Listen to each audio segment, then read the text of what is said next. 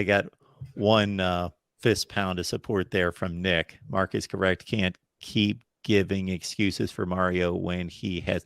Well, let's understand that the 5-7 or 6-6 forecasted season has not occurred yet. So it's only been one Right. bad season. Well, let's not take that Yeah. as a given, but better coaching and better recruiting where previous coaches played with what was given. I mean, better recruiting, like, I think it'll be better consistently, but I mean, Miami's had top 5, number 1 overall classes. Like it's hard to get better than number 1, which I know Miami had in 2008. Now I know that was 15 years ago, but I'm just saying, like, I think that it'll be consistently top 10, which is the issue where we've seen, a 5 here and a 6 there, and then, low teens into 20s and what I mean? Like things like that. But I think it will continue to be at a very high level, and like hot take, bold, bold view, whatever you want to call it. Like if Miami even shows half an ounce of real, live, true, and honest improvement on the field this year, it's a top 3 recruiting class in 2024. Like top 3. And if you're, Cormani McLean of the world, your Nick Harbor of the world was in this class, you're talking top 5, probably top 4 as opposed to number 7. So the margins are really thin, as in one decision can shake things one way or another. But like Charles Johnson, hey, if Miami steps up to 8-4, that's your, Mark's +3 movement in terms of wins. This is absolutely like a top 3 recruiting class in the country. And I said it probably a couple months ago, as a wrap up here, but the goal here is to keep the cream of the crop on the roster and turn over everybody else. And Miami's bringing in almost 40 guys this year, and will be doing similar numbers next year. So when we are going into the 2024 season, it'll be nearly an entirely new team, as opposed to what we saw in 2022, with, a handful of exceptions of elite players that are still going to be on this roster.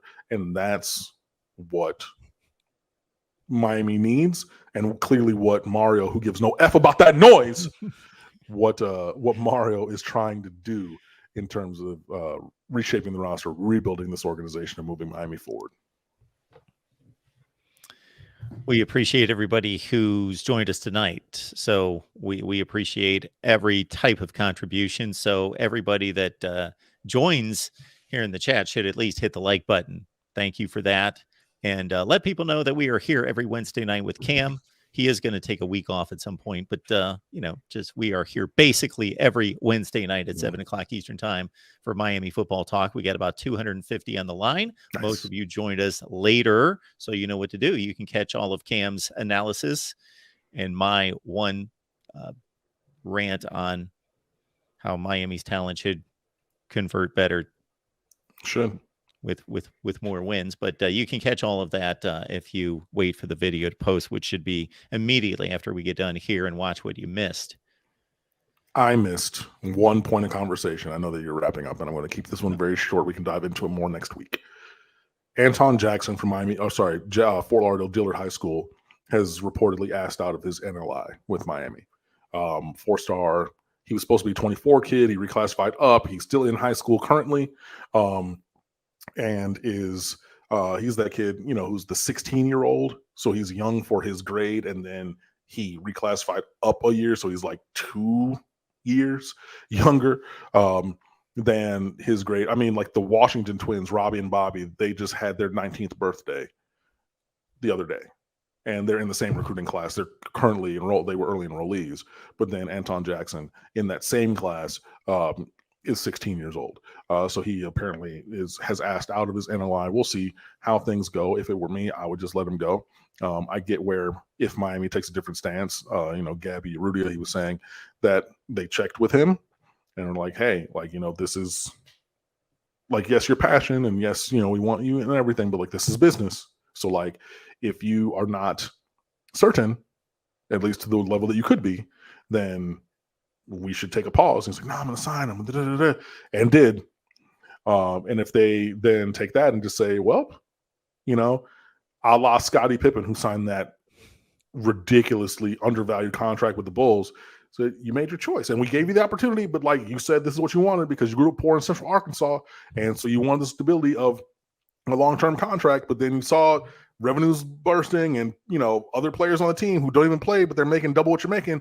Look, we're not going to go and relitigate your contract because we gave you the opportunity, and that's what you chose. And so if Miami were to do the same thing and to say, Mr. Jackson, look, unfortunately, we're not going to release you from your national letter of intent. You are free to transfer somewhere, but that would then burn your free use transfer as a 16-year-old going into college as a true freshman elsewhere. If they choose to do that, I would not necessarily agree with it, but I would understand it if that's the foundation for that. But obviously, we'll see. But anyway, this team is going to be all right. This team is going to be okay. And with or without Anton Jackson, there will be the sunrise tomorrow.